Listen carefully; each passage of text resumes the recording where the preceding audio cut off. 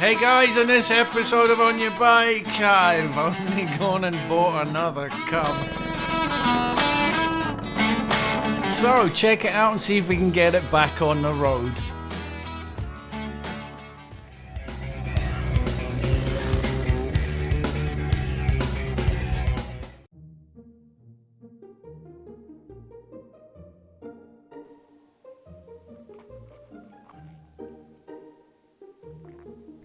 One night, I was struck by an all-encompassing desire. Yeah, let's get a new bike.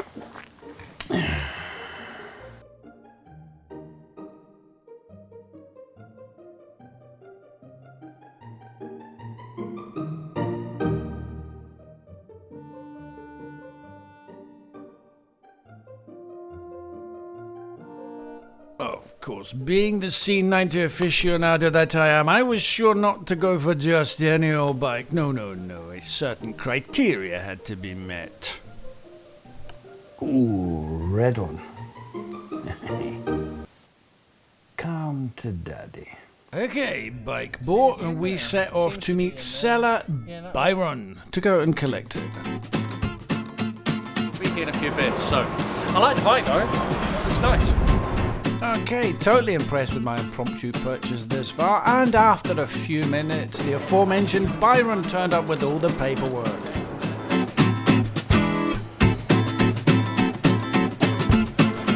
Deal done. Deal done. That's Byron. Byron's just sold me his bike and I'm really pleased. Excellent. Deal done. All that was left to do was to coerce Byron into giving me a hand fitting the bloody thing in the back of my car.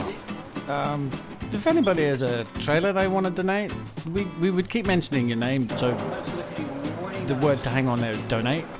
Do get in touch. Ooh, I've got a new bike. There's only one place to take it.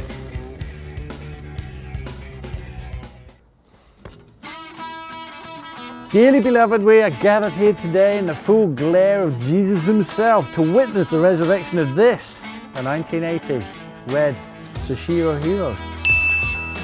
For the purposes of this experiment, we're going to fill it up with a little bit of fuel and see what happens. This was the bike that we purchased in London from Byron, and Byron, I think, told us that it hadn't run for some time, but that was around Christmas time, and so I'm going to hazard a guess and say it's not run for about 8 months. And so, with a little bit of luck and flaw,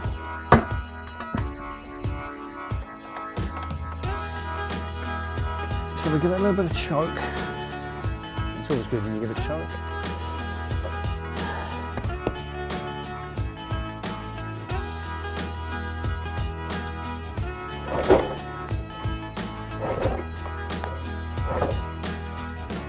Yeah.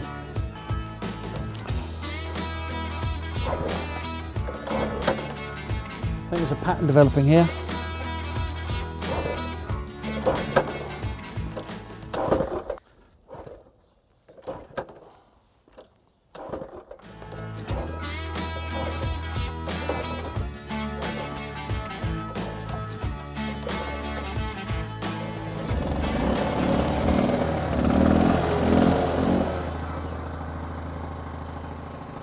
Praise the Lord! Alrighty, that was easier than I thought. Time to take it for a test ride.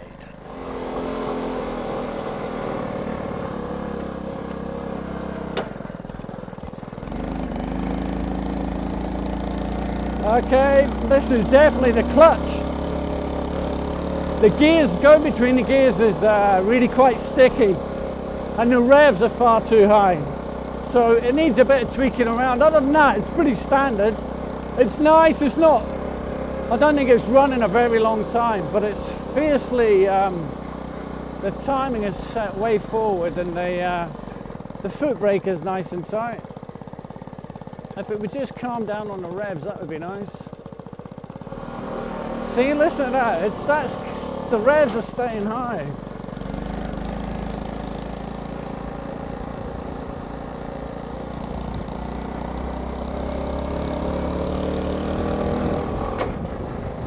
and it's quite clunky between the gears, definitely.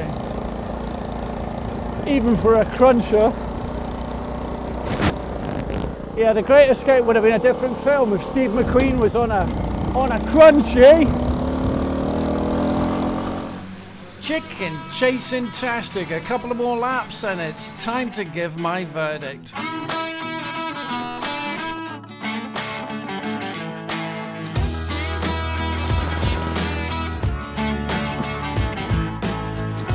Woohoo, that's a nice flighty little thing, I tell you.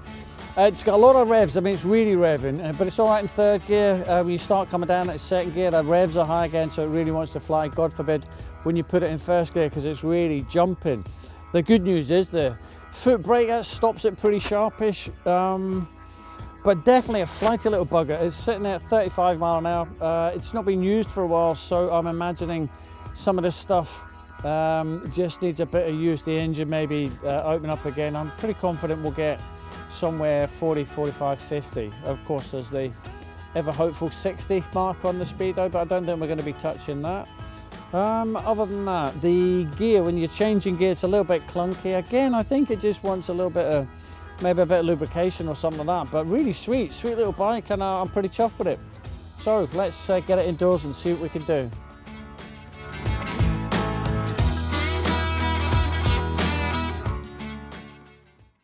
Come back in from outside. We've got it started and moosed around with it, went up and down. It runs all right, runs a little bit quick. It's a bit fierce and the revs don't drop back. There's a few obvious bits that we need to address, but for anybody that's just bought the bike, what are the checks that we would run? What we're supposed to look for? And what would you do if you just got it and you've never took it for a ride? First thing I'd check is for rust, because that's the bane of these bikes' problems mainly. Is bad thing of the bikes that what everyone wants to know is about rust, and they all rust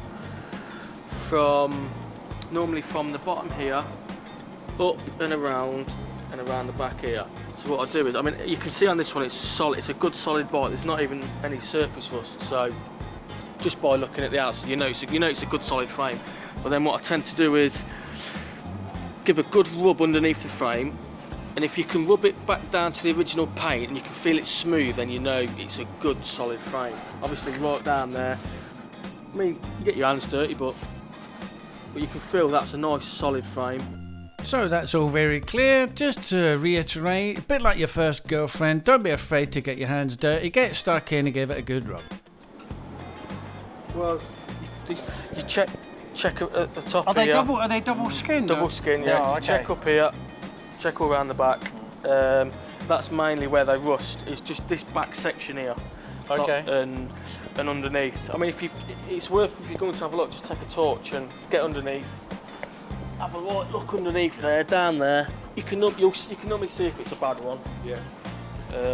Because some of the later models, sometimes you take the back off and literally it falls off. Okay. Some of them are that bad. And obviously you want to check your brakes. Sometimes they've stood a while. When you pull them in, your brake arm sticks on. It's coming in and out, so that's fine. Same with the back. I mean, obviously you can pull it in, pull the brake in, and let go. And if it frees back off, then you know the brakes are pretty much all right. Same with the back. Press the brake, let go, and spin it. The brakes are not binding. So like say tyres, if they've been stood for a while, then they've probably got not much air in. So blow them up, and then checking the cracks here. Normally, if you're checking the cracks, some cracks going around the edge here, but these look pretty good. Back wheel here. Obviously, the bottom of the forks here, check for rust. They tend to rust at the bottom here. Trying to check your lights, indicators, brake light. I mean, that's if it runs, if it fires up. But yeah, that's the first thing you'd sort of check. You know what I mean? Yeah. Sort of like a visual kind of thing. Okay, Dave, you already took it for a spin. Throttle really stiff. I don't know whether it's cable or whether it's inside here, but it needs a little bit of attention. Funny mechanism on here, where when you pull it, it pulls a slider which pulls your cable. maybe just a bit of WD on it or something like that. I might just want taking down and checking on. But Okay, how did you find the changing the gears? When I was on, it was a bit. a little bit hard because of throttle as well, because that wasn't, you couldn't really use the throttle right, so I couldn't sort of change gear properly, so it was a bit clunky. Yeah. Yeah, it was sort of snatching because the revs weren't dropping, you know, for you to change gear. Well, would you do oils? Would you change them particularly? Would you change it anyway, even if you change it, yeah, because you never know when it's last done. So, yeah, there's plenty of oil. It looks pretty clean as well, to be fair. Yes. If you want to find out when it was last on the road, just do a DVLA MOT check and you can get up the MOT history of it. And when it was, then you can sort of have a rough idea when it was last on the road. And when it was last, if it was last MOT last year, you know it was on the road last year. Yeah. Time to start up again and see if that turns up any hidden problems. Sounds like the exhaust is blowing. Exhaust studs are starting Is it? potable, yeah. So it's slightly on angle like that, so that's why it's blowing. So it's quite common for them to snap in there, they do. And the bolts rust up, and then what it is when you try to undo them, because they're just rusted, and it's only quite a small thread, a 6mm thread, so they just break off. They just rust over time. And how do you fix that? But sometimes they snap out of the head, so you can heat it up. You can get some grips on the end to get it off, but if not, you just grind the head flat if you can, so you can centre punch it, and then just have to drill it with a thin drill bit, and then keep working your way up until eventually you'll just see it drill itself out. Oh, I see. The idle screw's not doing anything when you let it out, which means there's no slack in the inner cable of the throttle cable. So it probably just wants the cable looking at, taking off, maybe a new cable putting on. Re-grease the slider in the throttle, because it may be sticking and it's not releasing the cable all the way off, and that's why it's revving high. But that's not a major problem. It's not too bad.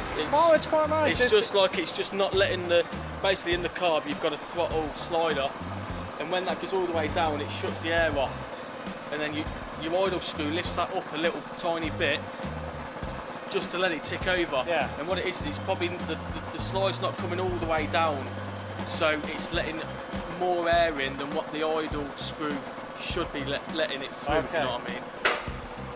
Check the gears. There you go.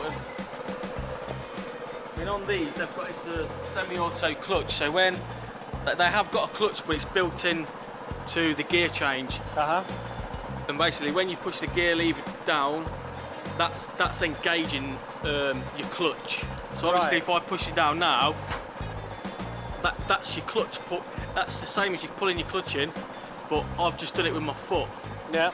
And at the minute, the clutch is fine. If the clutch is, they call it, if the clutch is riding or biting, you'll feel it pulling forward. Yeah. But no, I mean the clutch, to me the clutch feels fine. I mean, then that's normally if the clutch is biting or riding, it'll be a bit, you'll feel it. The gearbox will be a real bit clunky and heavy. But that just goes into gear. I'd say that gearbox is fine. That's fine. Okay, let's get this bike sorted.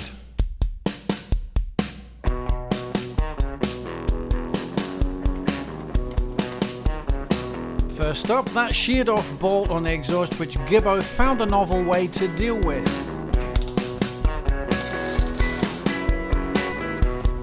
Oh, just like magic.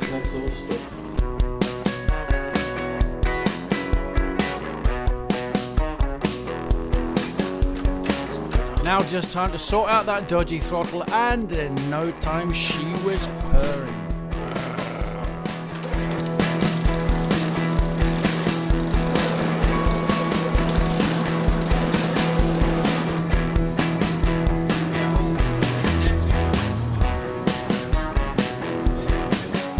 The unmistakable smell of ginger.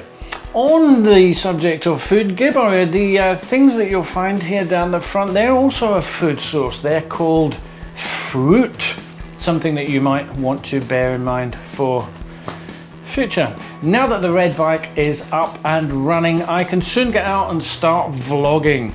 So don't forget to subscribe and you won't miss out on that. You've been told, on your bike.